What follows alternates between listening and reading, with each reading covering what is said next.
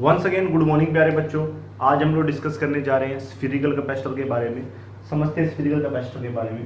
स्फीरिकल capacitor के अंदर दो कॉन्सेंट्रिक स्फीयर्स होते हैं। ये सेम सेंटर है, इसका सेंटर भी यही है, बड़े वाले स्फीयर का सेंटर भी यही है। हम लोगों ने नाम दिए, इस स्फीयर को नाम दे दिया ए और बाहर वाले स्फीयर को नाम दे दिया बी। अंदर वाले स्फीयर की रेडियस है आर ए और बड़े वाले जो बाहर वाला स्फीयर है उसकी रेडियस है आर बी। हम लोग क्या कर रहे हैं कि हम लोगों ने जो अंदर वाला स्फीयर है उसके सरफेस के ऊपर पॉजिटिव चार्ज को यूनिफॉर्मली डिस्ट्रीब्यूट कर दिया है। इसके सरफेस को पॉजिटिव चार्ज दे दिया हम लोगों ने। इस पॉजिटिव चार्ज के कारण अंदर वाले जो सरफेस होगा बाहर वाले स्फीयर का, उसके ऊपर क्या आ जाएगा, नेगेटिव चार्ज आ जाएगा और बाहर वाले सरफेस के ऊपर पॉजिटिव चार्ज आ जाएगा। उस पॉजिटिव चार्ज को हम लोगों ने क्या कर दिया, अर्थ कर दिया। ठीक है, अंदर वाले स्फीयर के सरफेस पे हमने पॉजिटिव चार्ज दे दिया, जिसके कारण बाहर वाले स्फीयर के अंदर वाले सरफेस पे नेगेटिव चार्ज आ गया और बाहर वाले सरफेस पे पॉजिटिव चार्ज आ गया। पॉजिटिव चार्ज को हम लोगों ने अर्थ कर दिया। सिर्फ इतनी सी बात है। ठीक है, spherical capacitors it consist of two concentric spheres, हमने नाम दिया ए और बी, ए और B, having radius R A and R B, R A and R B, R A is less than R B respectively और लिख लो। जिससे क्या हो गया, इससे हमें पता लग गया कि जो ए है वो छोटा स्फीयर और बी है बड़ा स्फीयर है। A charge Q is given to the surface of the inner sphere. Inner sphere के सरफेस पे चार्ज क्यू दे दिया हमने, as a result of which, जिसके कारण same amount of negative charge, same amount में negative charge is induced on inner surface of outer sphere, inner surface of outer sphere. ठीक है, and positive charge induced is earth. जो positive charge induce हुआ था उसको हमने अर्थ कर दिया। ठीक है बेटा, अब हम लोग बात कर लेते हैं इनके पोटेंशियल्स के बारे में।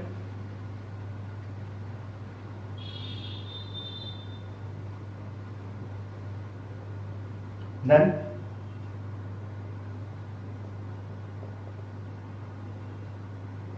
Electric potential due to sphere A, उसको वी नाम दे देते हैं। क्या होता है फॉर्मूला बेटा, Q by 4 pi epsilon not R A. ठीक है, रेडियस कितनी है, ए, आर ए है, और जो हमारे पास कितना आ जाएगा, स्फीयर बी के कारण उसको वी बी नाम दे देते हैं। Q negative of Q by में 4 pi epsilon not R B. Then net potential V become equal to, दोनों का समअप हो जाएगा क्योंकि स्केलर क्वांटिटी है, दोनों को जोड़ देंगे, जोड़ेंगे तो VA प्लस VB करेंगे। ठीक है, वैल्यूज को फटाफट मैं पुट करता हूं।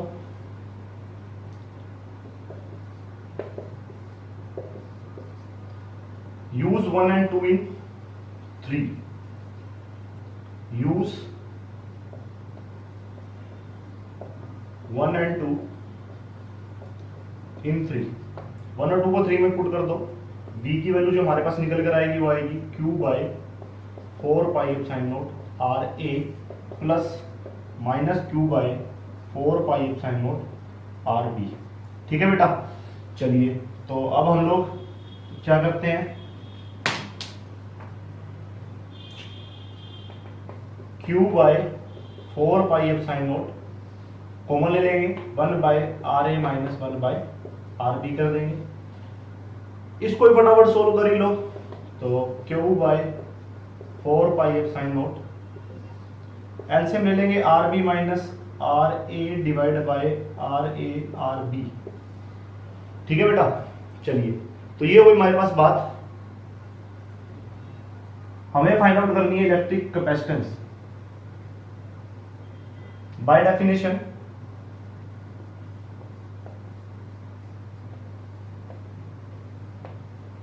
C is equal to given by Q by B. Here is Q by, इसको नाम दे दो रोमन में फर्स्ट सेकंड नाम दे दो, फ्रॉम फर्स्ट एंड सेकेंड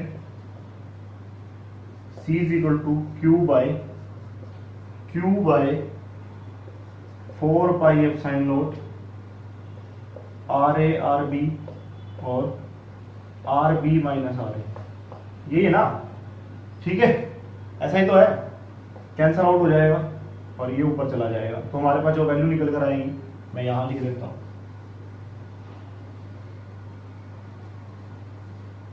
जो वैल्यू निकल कर आएगी सी की वो हमारे पास आएगी 4 pi epsilon naught RA RB divide by RB minus RA। This is the result for spherical capacitors. Spherical capacitors के लिए हम लोगों ने रिजल्ट को ड्राइव कर दिया है। हमारे सिलेबस में सिलेंड्रिकल कैपेसिटर तो नहीं है, पर फिर भी कुछ न्यूमेरिकल्स के अंदर सिलेंड्रिकल कैपेसिटर के बारे में पूछ लिया जाता है। IIT JEE मेंस और नीट जैसे पेपर के अंदर भी सिलेंड्रिकल कैपेसिटर के ऊपर क्वेश्चन आ जाते हैं। तो देखिए बेटा, सिलेंड्रिकल कैपेसिटर के बारे में मैं भी आपको ड्राइव तो नहीं करके बता रहा हूँ मैं भी, क्योंकि सिलेबस में नहीं है, थोड़ी इंफॉर्मेशन दे देता हूँ। सेम होता है वो भी, जैसे कि दो इक्वल लेंथ के सिलेंडर है जो कि कॉन्सेंट्रिक है, सेंटर दोनों का सेम है और लेंथ सेम है। डिफरेंस कहाँ आएगा? रेडियस में। अंदर वाले की रेडियस RA है तो बाहर वाले की रेडियस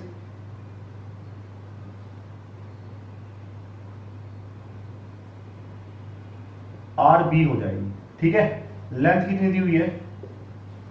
लेंथ दी हुई है L। तो जो इसके लिए जो हमारे पास एक्सप्रेशन आएगा, जो इसके लिए हमारे पास जो एक्सप्रेशन निकल कर आता है उसको हम लोग लिखते हैं सिलेंड्रिकल के लिए। देखिए हमारे पास जो एक्सप्रेशन आएगा वो क्या आएगा? 2 pi epsilon naught L log base E RB by RA, ये एक्सप्रेशन होता है उसके लिए। ये आप फॉर्मूले को ध्यान रख लीजिए, न्यूमेरिकल प्रॉब्लम के अंदर हम लोग इसको यूज कर लेंगे, ठीक है। तो ये था हमारे पास स्फेरिकल कैपेसिटर और सिलेंड्रिकल कैपेसिटर के बारे में। सिलेंड्रिकल कैपेसिटर का पूरा एक्सप्रेशन हमारे सिलेबस में नहीं है, तो हम लोगों ने सिर्फ इसके जो रिजल्ट आएगा उसके बारे में हम लोगों ने लिख दिया। कुछ न्यूमेरिकल चेकआउट कर लेते हैं, चलिए देखते हैं।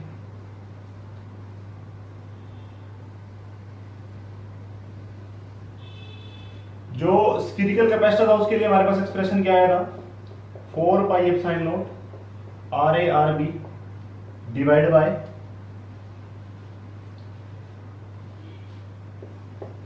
RB minus RA। कुछ इसी तरह का एक्सप्रेशन था हमारे पास। तो न्यूमेरिकल किस तरह से आ सकता है? हमारे पास न्यूमेरिकल आ सकता है कि RA RB की वैल्यू गिवन हो और हमें आंसर निकालना होगा। जैसे कि एक न्यूमेरिकल मैं बता देता हूं आप लोगों को। Calculate electrical capacitance of a spherical capacitor if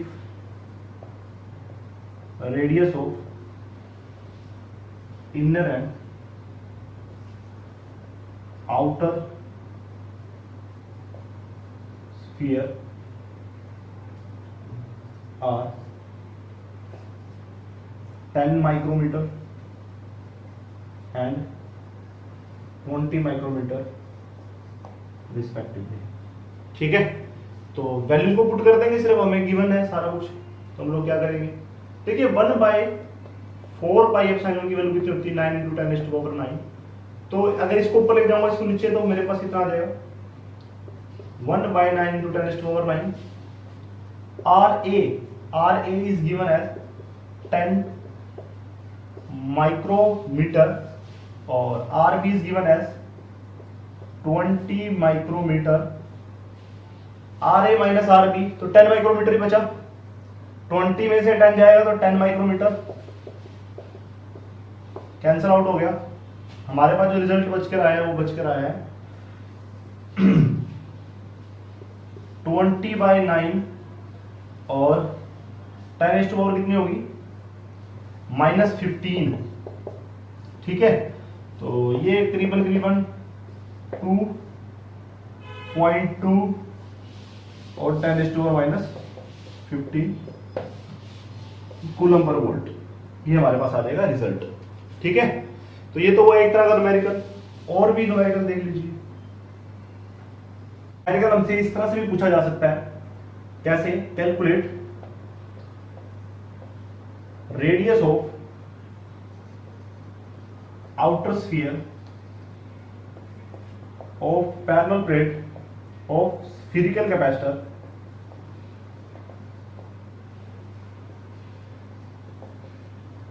having capacitance 10 microfarad if radius of inner sphere is 1/4 of radius of outer sphere।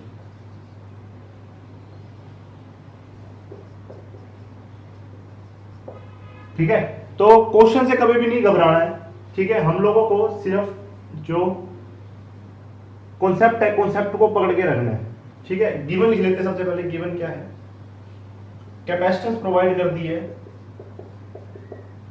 और दिया है आर ए हमें दिया हुआ है 1/4 ऑफ आर बी। ठीक है, ये आप लेट कर लेना कि आर ए मैं छोटी को दे रहा हूं और आर बी बड़े को दे रहा हूं। ठीक है, हम अपने कॉन्सेप्ट के हिसाब से चल रहे हैं। ठीक है, चलिए तो सारी वैल्यूज को पुट करके देख लेते हैं, फिर हम लोग कर देते हैं, पहले पुट कर देते हैं। तो C की वैल्यू 9 × 10⁻⁹ 1/, हो जाएगा ना। ठीक है, तो R A 1/4 of R B into में R B divide by R B minus R A. बेटा देखिए, आर बी में से 1/4 ऑफ आर बी जाएगा तो 3/4 ऑफ आर बी बचेगा। ये कट ना रहा हो, कट नहीं रहा। ठीक है, चलिए मैं क्वेश्चन को रब कर देता हूं फटाफट, सम करते हैं क्वेश्चन को। ठीक है, तो हमारे पास बनेगा ये 1/9 × 10⁻⁹ इंटू में 1/4 of R B square into में 4/3 of R B is equal to 10 × 10⁻⁶। ये था इधर हमारे पास। ठीक है, 4 से 4 कैंसिल हो जाएगा, आर बी से आर बी कट जाएगा, जो बचेगा हमारे पास वो बचेगा 10⁻⁵ 27 10⁻⁹ और ऊपर बचा है आर बी। आर बी हमें फाइंड आउट करना है, फटाफट फाइंड आउट कर देते हैं। आर बी हमारे पास कितना आ जाएगा? 27 × 10⁻⁹ × 10⁻⁵, 27 × 10⁻⁴। ठीक है, this is all about today's lecture. बाकी हम लोग कल बात करेंगे।